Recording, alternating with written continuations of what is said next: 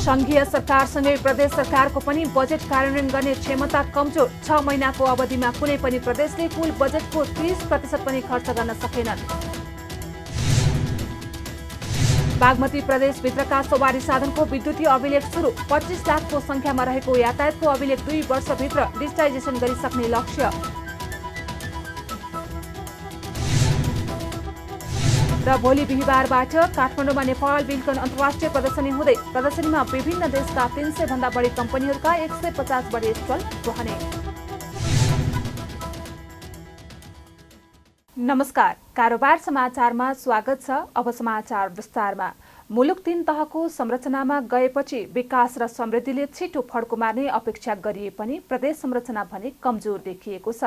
आफ्नो मौलिकतामा नभई संघीय सरकारको सिको गर्दै स्रोतको सही अनुमान नगरी ठूलो आकारको बजेट ल्याएका प्रदेश सरकारहरूले चालु आर्थिक वर्ष सकिन 5 महिना बाँकी नरहँदा आफैले ल्याएको बजेटको ठूलो हिस्सा खर्च गर्न सकेका छैनन्। चालु आर्थिक वर्षको 6 महिनाको अवधिलाई हेर्ने हो भने कुनै पनि प्रदेशले कुल बजेटको 30% बजेट खर्च गर्न सकेका छैनन्। मुलुक संघीय संरचनामा गएको 1 दशक पुग्नै लाग्दा प्रदेश सरकारहरू केन्द्रको सिको गर्दै ठूलो आकारको बजेट ल्याउने र खर्च गर्न नसकेको अर्थविद डाक्टर चन्द्रमणि अधिकारीले बताउनु भएको छ। उहाँका अनुसार प्रदेशमा बजेट कार्यान्वयन गर्न योजना र व्यवस्थापन हेर्ने प्राविधिक कर्मचारी सहितको जनशक्ति कमजोर छ। त्यसमा पनि सरकारहरू समेत पटक पटक फेरिदा र मन्त्रालयहरू टुटाउने र फुटाउने गर्दा पनि त्यसको असर परेको उहाँको भनाइरहेको छ।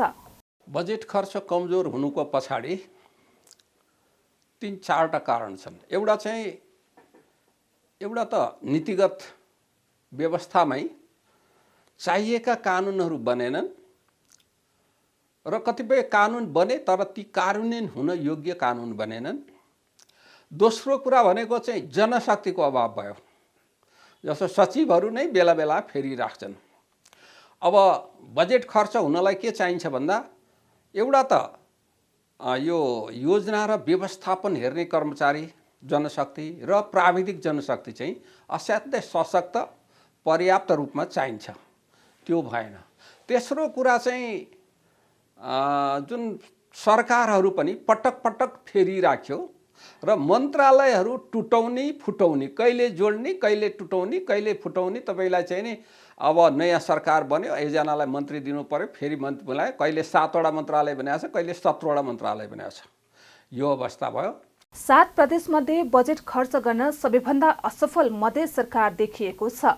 43 अर्ब 89 करोड रुपैयाँको बजेट ल्याएको मधेस सरकारले चालु आर्थिक वर्षको 6 महिनासम्ममा 2 अर्ब 46 करोड अर्थात् कुल बजेटको 5.61% मात्रै खर्च गरेको छ। खर्चको ठूलो हिस्सा मधेस सरकारले चालु खर्चमै सीमित गरेको छ। सबैभन्दा बढी बजेट खर्च गर्ने कोशी प्रदेश देखिएको छ। यो वर्षका लागि कोशी सरकारले 35 अर्ब 27 करोडको कुल बजेट ल्याएकोमा 8 अर्ब 76 करोड अर्थात् कुल बजेटको 24.85% बजेट खर्च गरेको छ। चालु आर्थिक वर्षका लागि 64 अर्ब 54 करोड बजेट ल्याएको बागमती सरकारले 6 महिनामा 10 अर्ब 50 करोड अर्थात् 16.27% मात्रै खर्च गरेको पाइएको छ।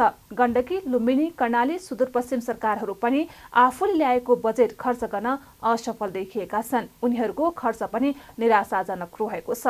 गण्डकी सरकारले कुल विनियोजित बजेटको 19.63% बजेट खर्च गरेको छ भने लुम्बिनीले 19.34%, कर्णालीले 15.14% र सुदूरपश्चिमले 14.28% बजेट मात्रै खर्च गरेका छन्। आयातित अन्नभन्दा कर्णालीकै रैथाने बालीको माग अत्याधिक बढ्न थालेको छ। कर्णालीमा दैनिक रैथाने उत्पादन अर्ग्यानिक उत्पादनको माग बढिरहेको व्यापारीहरूको भनाइ रहेको छ। माथिल्लो कर्णालीमा उत्पादन भएको मार्सी चामल, कोदो, मकै, चिनो, सिमी र आलु, ओखर तथा अन्य दालजन्य खाद्यान्न वस्तुहरूको माग बढ्न थालेको हो। बाहिरबाट आयातित खाद्यान्न सस्तो भए पनि कर्णालीमै उत्पादन भएको रैथाने उत्पादनहरूको माग बढिरहेको जुम्लाका व्यापारी धनबहादुर कठायतले बताउनु भएको छ। कर्णालीमा घुम्न आउने पाहुनादेखि कर्मचारीहरूको रोजाइ रैथाने अन्न नै हुने गरेको छ। बाहिरबाट आउने पाहुना तथा कर्मचारीले कर्णालीको उत्पादनलाई नासोको रूपमा लिने गरेकाले पनि माग अत्याधिक बढेको छ। सुर्खेतमा अर्ग्यानिक उत्पादन बिक्री गर्नका लागि पसलहरू खुल्ने क्रम पनि बढेको छ। हालै मात्र वीरेन्द्रनगर 7 गुरुङ चोकमा सुदास अर्ग्यानिक खाद्य गृह खुलेको छ। यहाँ सबै माथिल्लो कर्णालीको जुम्ला लगायतका जिल्लामा उत्पादन भएका वस्तुहरू बिक्रीका लागि राखिएका छन्। अमेरिकाले तत्कालका लागि बहुचर्चित मिलेनियम च्यालेन्ज कर्पोरेसन एमसीसी सहयोग रोकेको छ। अर्थ मन्त्रालयका अनुसार 90 दिनका लागि एमसीसी रोकिएको जानकारी गराइएको हो।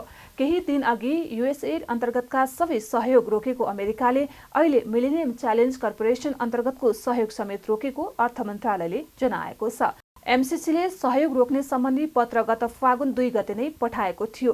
यसको जानकारी मंगलबार मात्रै सार्वजनिक गरिएको हो। नेपाल सरकार र उक्त निकायबीच 2074 भदौ 29 गतेको सम्झौता अनुसार नेपालमा नुवाकोटको रातामाटीदेखि बुटवल हुँदै गोरखपुरसम्म 400 केभीए क्षमताको प्रसारण लाइन निर्माण गर्न थालिएको थियो। त्यस्तै विभिन्न 5 वटा सडकको स्तरोन्नति समेत यो परियोजना अन्तर्गत भएको थियो। सहयोग रोकिएसँगै यी आयोजना प्रभावित हुने निश्चित भएको छ। एमसीसीसँग सरकारको सम्झौता अनुसार कुनै एक पक्षले चाहेमा 90 दिनको समय दिएर सम्झौता रद्द गर्न सक्ने व्यवस्था छ। तर अमेरिकाले स्थगन गरेको पत्र पठाएर सहयोग तत्कालै लागू हुने गरी सम्झौता स्थगन गरेको हो। बागमती प्रदेशभित्रका सवारी साधनको विद्युतीय अभिलेख सुरु भएको छ। बागमती प्रदेश सरकारले भौतिक रूपमा रहेका ढड्डालाई विद्युतीय अभिलेख सुरु गरेको हो। यातायात व्यवस्था कार्यालय गुर्जुधाराका कार्यालय प्रमुख नेत्र प्रसाद भट्टराईले भौतिक रूपमा प्रवाह भइरहेको सेवालाई विस्थापित गरी अनलाइनबाट सेवा प्रवाह गर्ने उद्देश्यले काम सुरु गरेको बताउनुभयो। उहाँले 25 लाखको संख्यामा रहेको यातायातको अभिलेख 2 वर्षभित्र डिजिटलाइजेसन गरिसक्ने गरी काम सुरु गरेको जानकारी पनि दिनुभयो। भविष्यमा गएर जुन अहिले हामीले भौतिक रूपमा सेवा प्रवाह गरिरहेका छौँ त्यो भौतिक रूपमा प्रवाह भइरहेको सेवालाई विस्थापन गर्ने र अनलाइन मार्फत सेवा प्रवाह गर्ने एउटा सोचका साथ उद्देश्यका साथ मन्त्रालयले अगाडि सारेको यो कार्यक्रम हो। यो अहिले लगभग 25 लाखको हाराहारीमा बागमती प्रदेशमा चाहिँ बागमती प्रदेशका यातायात कार्यालयहरूमा यस्ता खालका सवारी साधनका अभिलेखहरू छन् र यसको चाहिँ यो 2 वर्ष लगभग 2 वर्षभित्रमा यी सबै कामहरू सबै कार्यालयहरूका कामहरू सम्पन्न गर्ने भनेको छ। कार्यालय प्रमुख भट्टराईले विद्युतीय अभिलेख सुरु भएसँगै भौतिक रूपमा रहेका अभिलेखहरू हटाउने, नष्ट हुने तथा सेवाग्राहीले लाइन लाग्नुपर्ने बाध्यताबाट मुक्ति मिल्न सक्ने विश्वास समेत व्यक्त गर्दै विद्युतीय अभिलेखमा देखिने कतिपय समस्यालाई समाधान गर्न भौतिक निर्माण तथा यातायात मन्त्रालयले निर्णय गर्नुपर्ने देखिएको पनि बताउनु भएको छ। यी अभिलेखहरू अहिले नहुँदाखेरि अथवा चाहिँ यी अभिलेखहरू भौतिक रूपमा रहँदाखेरि कतिपय चाहिँ अभिलेखहरू नष्ट हुने, हराउने अनि ढुसी लाग्ने, यी चाहिँ अभिलेख नष्ट भएर जनताले हैरानी भोग्नुपर्ने अनि भौतिक रूपमा आएर चाहिँ सेवा लिँदाखेरि जनतालाई चाहिँ अलिकति बिचौलियाबाट ठगिन सक्ने अनि प्रत्यक्ष रूपमा चाहिँ कार्यालयमा आउनुपर्दा हैरानी लाइनदेखिका यी जुन झन्झटहरू छन् यी झन्झटहरू यी समस्याहरूबाट मुक्ति दिनका लागि एउटा चाहिँ अहिले मन्त्रालयले यी सबै कार्यालयका अभिलेखहरूलाई चाहिँ डिजिटलाइजेसन गर्ने यो मुख्य प्रोग्राम हो।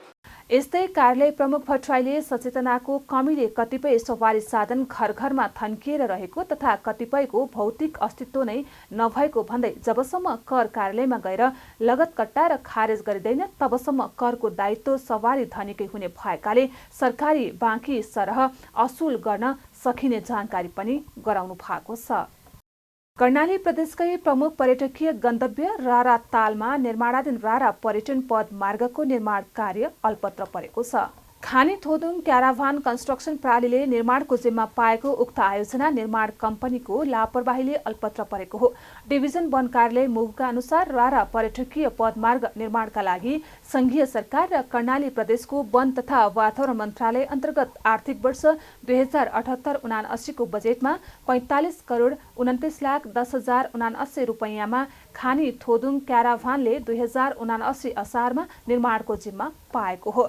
14 किलोमिटर लामो पदमार्गका पूर्वाधार निर्माण हुन नसक्दा पर्यटकलाई आउजाउमा समस्या भएको छ। यता निर्माण कम्पनी जेवीका अनुसार रारामा चिसोका कारणले काम गर्न नसकिएको भनाइरहेको छ। शंकर मालिका कन्स्ट्रक्सन प्रणालीले जिम्मा पाएको रारा पर्यटकीय पूर्वाधार साइकल लेनको निर्माण कार्य 2077 देखि अल्पत्र रहेको छ।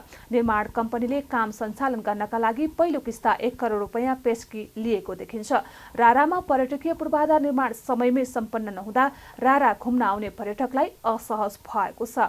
सम्बन्धित निकायले पर्यटन पूर्वाधार समयमै सम्पन्न गरेमा रारा तालको आकर्षणले पर्यटक पनि भविष्यमा बढ्ने स्थानीयको भनाइरहेको छ। डिभिजन वन कार्यालयको सहजीकरणमा रारामा सञ्चालन भएका योजना रारा पर्यटन पदमार्ग र रारा साइकल लेन यी दुवै परियोजना अल्पत्र परेका छन्।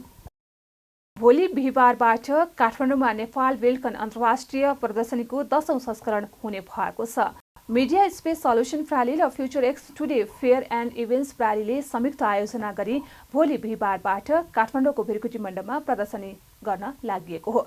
निर्माण सम्बन्धी उद्योग, कम्पनी, डिलर तथा सब डिलरहरू र विक्रेताहरूले निर्माण व्यवसायसँग सम्बन्धित उत्पादनहरूको बारेमा जानकारी गराउने उद्देश्यले आयोजना गरिएको प्रदर्शनीमा विभिन्न देशका 300 भन्दा बढी कम्पनीहरूका 150 बढी स्टल रहनेछन्। ती स्टलहरूमा construction materials, construction machinery, prefab structure, UPVC windows machinery, UPVC profiles, doors and windows, architecture hardware, bathroom fittings तथा पाइप र ट्रायल एवं सेनिटरी वायर र roofing, pre engineering buildings, power tools, windows लगायतका सामग्रीहरू रहनेछन्। प्रदर्शनीले निर्माण व्यवसायसँग सम्बन्धित उत्पादनहरू र नवीनतम प्रविधि प्रमुख आकर्षण हुने विश्वास आयोजकको रहेको छ। यो हाम्रो नेपाल बिल्डकन इन्टरनेसनल एक्सपोको 10औं संस्करण चाहिँ नि हाम्रो भोलि फागुन 8 गतेदेखि 11 गतेसम्म काठमाडौँको भिरकुटी मण्डपमा सञ्चालन हुँदैछ। हाम्रो नेपाल बिल्डकन एक्जिबिसनमा चाहिँ नि बिल्डिङ कन्स्ट्रक्सन रिलेटेड सबै कुरा र कन्स्ट्रक्सन सेक्टरमा चाहिने सबै कुरा भन्दाखेरि कुनै घर बनाइरहेको कुराको गरौँ भनेदेखि त्यसमा चाहिने हजुरको प्रिफ्याब्रिकेटेड हाउसको स्ट्रक्चरदेखि लिएर स्टिल हाउसको स्ट्रक्चरदेखि लिएर ढलानै घर बनाउँदाखेरि पनि हजुरको त्यसमा चाहिने waterproofing solutions, sanitary ware, bathroom ware, tiles, fittings, architectural hardware, झ्याल ढोका सबै कुराहरू नै यो एक्जिबिसनमा हाम्रो अभाइलेबल छ। यो 10औं संस्करणमा चाहिँ हामीसँग 150 वटा कम्पनीको सहभागिता रहेको छ, जसले चाहिँ अब ब्रान्डको कुरा गर्दाखेरि चाहिँ 300 भन्दा बढी ब्रान्डहरू यहाँ प्रदर्शनीमा हुनेछन्। त्यो ब्रान्डहरूमा पनि हजुरको घर बनाइरहेको घरमा चाहिने सामग्रीदेखि लिएर रोड कन्स्ट्रक्सन केमिकलसम्मको हाम्रो रहेको छ। कन्स्ट्रक्सन इक्विपमेन्ट छन्, हजुरको मसिनरीहरू छन्। सो त्यो सबैको चाहिँ यहाँ प्रदर्शनी भइरहेको छ। 4 दिनसम्म सञ्चालन हुने प्रदर्शनीमा निशुल्क प्रवेशको व्यवस्था गरिएको छ भने करिब 45,000 जनाले अवलोकन गर्ने विश्वास पनि गरिएको छ। कागेश्वरी मनोहरा पर्यटन तथा व्यापार महोत्सवको 11औं संस्करण भएको छ। काठमाडौँको कागेश्वरी मनोहरा नगरपालिकाको आयोजनामा बुधबार डाँची स्थित कागेश्वरी धामको 11औं कागेश्वरी महोत्सव भएको हो। महोत्सवको उद्घाटन संस्कृति, पर्यटन तथा नागरिक उड्डयन मन्त्री बद्री प्रसाद पाण्डेले गर्नुभयो। कागेश्वरी मनोहरा नगरपालिकाको पर्यटन प्रवर्धन र स्थानीय रूपमा उत्पादित उत्पादनको प्रोत्साहन गर्ने उद्देश्यको अनुरूप 1 दिने महोत्सव आयोजना भएको हो। महोत्सवको उद्घाटन गर्दै पर्यटन मन्त्री पाण्डेले मुलुकको पर्यटन प्रवर्धनका लागि स्थानीय सम्पदाको प्रचार प्रसारमा ध्यान दिनुपर्नेमा जोड दिनुभयो। सरकारले योगदान गरोस्, भोलि कति गर्न सकिन्छ संघीय सरकारले आफ्नो ठाउँबाट गर्ला, प्रदेश सरकारले गरोस्, स्थानीय तहले गरोस्, तर सबैभन्दा बढी कसैको सम्पत्ति हो भने यहीँकै स्थानीय मानिसहरूको सम्पत्ति हो। जोगाउने पनि यहाँहरूले हो, संरक्षण सम्वर्धन गर्ने पनि यहाँहरूले हो र यसबाट लाभ लिने पनि यहाँहरूले हो। त्यो दिशामा यहाँको समुदायले वडा नम्बर 1 ले तत्परताका साथ काम गर्नेछ र पछिल्लो पुस्ता पनि यसमा लागि पर्नेछ म अनुमान गर्छु र म शुभकामना दिन चाहन्छु। पर्यटन महोत्सवले यतापट्टि हामीलाई प्रवृत्त गर्न सकोस्, यतापट्टि हामीलाई दृढ सङ्कल्पका साथ अगाडि बढ्ने दिशाबोध गर्न सकोस्, म शुभकामना दिन चाहन्छु। महोत्सवमा स्थानीय उत्पादन भएको दूधबाट बनेका खुवा, बर्फी लगायतका परिकारका साथै अर्ग्यानिक डल्ले र पातले च्याउ, हातले बुनेका लत्ता कपडा लगायतका स्टल राखिएको थियो। महोत्सवको अवसरमा स्थानीय झाँकी तथा शिवताण्डव नृत्य लगायतका प्रदर्शनी पनि गरिएको थियो। प्रधानमन्त्री केपी शर्मा ओलीले युवाहरूलाई सशक्त बनाएर नै मुलुकलाई समृद्धितर्फ लैजाने सरकारको नीति रहेको बताउनु भएको छ। बुधबार 75औं प्रजातन्त्र दिवसको अवसर पारेर सैनिक मञ्च टोडीखेलमा आयोजित कार्यक्रमलाई सम्बोधन गर्दै उहाँले यस्तो बताउनु भएको हो। राष्ट्रको समृद्धि र जनताको सुखलाई आफूले परिपूर्ण लोकतन्त्र भन्ने गरेको भन्दै परिपूर्ण लोकतन्त्रले सबैलाई अधिकार र अवसर, समानता र सामाजिक न्याय, सुरक्षा र सम्मानमा समान पहुँचको पैरवी गर्ने बताउनु भएको छ। उहाँले समृद्धि भनेको समग्र विकास र सुख भनेको व्यक्तिको मानवीय र जैविक न्यायोचित आवश्यकताको सहज परिपूर्ति भएको भन्दै आफूहरू यसतर्फ इमानदारीपूर्वक हिँडिरहेको दावी गर्नुभयो। प्रधानमन्त्री ओलीले युवा पुस्ता देशको भविष्य भएको बताउँदै उनीहरूलाई शिक्षा, स्वास्थ्य, रोजगारी र उद्यमको अवसर उपलब्ध गराउन र स्टार्टअप मार्फत उद्यमशीलताको थालनी गरिएको दावी पनि गर्नुभयो। युवाहरूलाई सशक्त बनाएर नै मुलुकलाई समृद्धितर्फ लैजाने यस सरकारको नीति रहे पनि हाम्रा चुनौती अझै बाँकी रहेको पनि उहाँको भनाइरहेको थियो। उहाँले लोकतन्त्रलाई पारदर्शी र अझ जवाबदेही बनाउँदै समाजमा व्याप्त असमानता, गरिबी र भ्रष्टाचारलाई हटाउँदै लैजाने प्रतिबद्धता जनाउँदै दिगो व्यवस्थापनका लागि आर्थिक सूचकहरूको बढोत्तरी गर्ने आधार पनि लोकतन्त्र भएको जिकिर समेत गर्नुभयो। हाम्रो युवा पुस्ता देशको भविष्य हो। उनीहरूलाई शिक्षा, स्वास्थ्य, रोजगारी र उद्यमको अवसर उपलब्ध गराउन र स्टार्टअप मार्फत उद्यमशीलताको थालनी गरिएको छ। युवाहरूलाई सशक्त बनाएर नै मुलुकलाई समृद्धितर्फ लैजाने यस सरकारको नीति छ। लोकतन्त्रको खुला मैदानमा नै जनताको जीवनमा प्रगति भएको छ, तर हाम्रा चुनौती अझै बाँकी छ। लोकतन्त्रलाई पारदर्शी र अझ जवाबदेही बनाउँदै समाजमा व्याप्त असमानता, गरिबी र भ्रष्टाचारलाई हटाउँदै हामी ती चुनौतीलाई चिर्नेछौँ।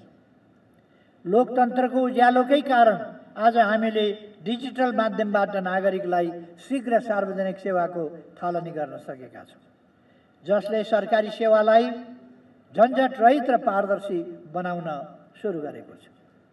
सन् 2026 सम्ममा नेपाललाई अति कम विकसित मुलुकको हैसियतबाट स्तरोन्नति गर्ने र त्यसको दिगो व्यवस्थापनका लागि आर्थिक सूचकहरूको बढोत्तरी गर्ने आधार पनि लोकतन्त्र नै हो। प्रधानमन्त्री ओलीले मुलुकको सुशासन, विकास, समृद्धि र जनताको सुखको सुनिश्चितताको लागि प्रभावकारी शासन प्रणाली र सुव्यवस्थाको राष्ट्रिय आकांक्षा पूरा गर्ने अभियानमा एकजुट भई योगदान गर्न आह्वान पनि गर्नुभयो। जनता र यतिबाट नागरिक भएको घोषणा गरिएको दिनको रूपमा हरेक वर्ष फागुन 7 गते प्रजातन्त्र दिवस मनाउने गरिन्छ। समारोहमा राष्ट्रपति रामचन्द्र पौडेल, उपराष्ट्रपति रामसहाय प्रसाद यादव, प्रधानमन्त्री केपी शर्मा ओली, प्रधान न्यायाधीश प्रकाश मान सिंह राउत, प्रतिनिधि सभाका सभामुख देवराज घिमिरे, राष्ट्रिय सभाका अध्यक्ष नारायण प्रसाद दाहाल, मन्त्रीगण, नेपाल सरकारका उच्च पदस्थ कर्मचारीहरू सहितको उपस्थिति रहेको थियो। काठमाडौँ महानगरपालिकाका प्रमुख बालेन्द्र शाहले चित्रकला र संगीतले विद्यार्थीको सृजनात्मकतालाई उजागर गर्ने बताउनु भएको छ। बुधबार काठमाडौँ महानगरपालिका 7ले आयोजना गरेको पीएल सिंह चित्रकला प्रतियोगिता कार्यक्रमलाई सम्बोधन गर्दै प्रमुख शाहले विद्यार्थीको धेरै समय विद्यालयमा बित्ने उल्लेख गर्दै पढाइ बाहेकका सृजनात्मक कार्यक्रममा समेत सहभागिता बढाउनु पर्नेमा जोड दिनुभयो। उहाँले चित्रकलाले विद्यार्थीको लिडरसिप क्षमताको विकास गर्नेमा सहयोग पुर्याउने विश्वास समेत व्यक्त गर्दै महानगरका प्रथम मेयर प्रेमलाल सिंह बारे विद्यार्थीलाई सिकाउन जरुरी रहेको पनि बताउनु भएको छ। उहाँले प्रथम मेयर सिंहले काठमाडौँ महानगरमा विकासको ढोका खोल्ने काम गरेको उल्लेख समेत गर्नुभयो। हामी जहिले स्कुल धेरै समय 10 to 5 हाम्रो स्कुलमा बितिरहेको हुन्छ। पढाइ बाहेक अरू चिजमा पनि सृजना चाहिँ बढाउँदै जानुपर्छ। हाम्रो क्रिएटिभिटीलाई बढाउनलाई चाहिँ यो पेन्टिङ पनि एउटा आर्टहरू पनि एउटा माध्यम हो। हामी सृजनशील भयौँ भने हाम्रो खाली समयमा नकारात्मक कुराहरूप्रति अट्र्याक्ट हुनलाई चाहिँ त्यसले रोक्छ र आफू पेन्टिङले अर्को चिज पनि के फाइदा हुन्छ भन्दाखेरि तपाईहरू पेन्टिङमा क्रिएटिभ हुँदै जानुभयो भने तपाईहरूको अरू कामहरू, अरू पढाइहरू, अरू जीवनमा अरू जे गर्नुहुन्छ त्यसमा पनि क्रिएटिभिटी अझै बढ्दै जान्छ। सबै मान्छे क्रिएटिभ हुन्छ, तर त्यो विन्डो चाहिँ एउटा बन्द भएर बसिरहेको हुन्छ। पेन्टिङले, म्युजिकले, पोएट्रीले चाहिँ तपाईहरूको त्यो क्रिएटिभ विन्डोलाई चाहिँ खोल्ने प्रयास गर्छ। त्यो जति खुल्दै जान्छ तपाईहरूको त्यो सृजनशीलता अझै बढ्दै जान्छ। अरू कामलाई गर्न पनि सहजीकरण हुन्छ। तपाईलाई काम गर्न मजा आउनलाई चाहिँ यस्तो कुराहरूले अझै प्रोत्साहन दिन्छ। महानगरले विद्यार्थीलाई सृजनात्मक क्रियाकलापमा सहभागी गराउन विभिन्न शैक्षिक कार्यक्रमहरू गर्दै आएको छ। कारोबार समाचारमा अब सुन, चाँदी र विदेशी विनिमय दर सम्बन्धी जानकारी।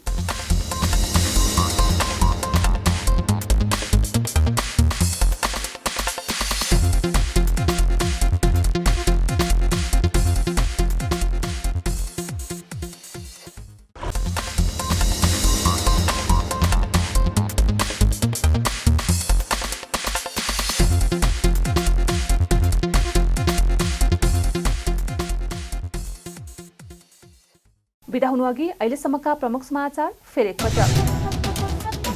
संघीय सरकारसँगै प्रदेश सरकारको पनि बजेट कार्यान्वयन गर्ने क्षमता कमजोर। 6 महिनाको अवधिमा कुनै पनि प्रदेशले कुल बजेटको 30% पनि खर्च गर्न सकेनन्।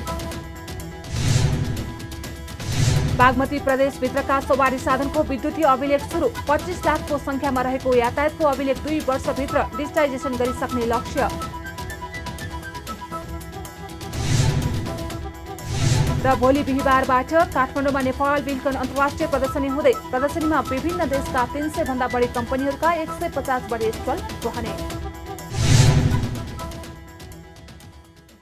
कारोबार समाचार सकियो। हामीलाई बिदा दिनुहोस्।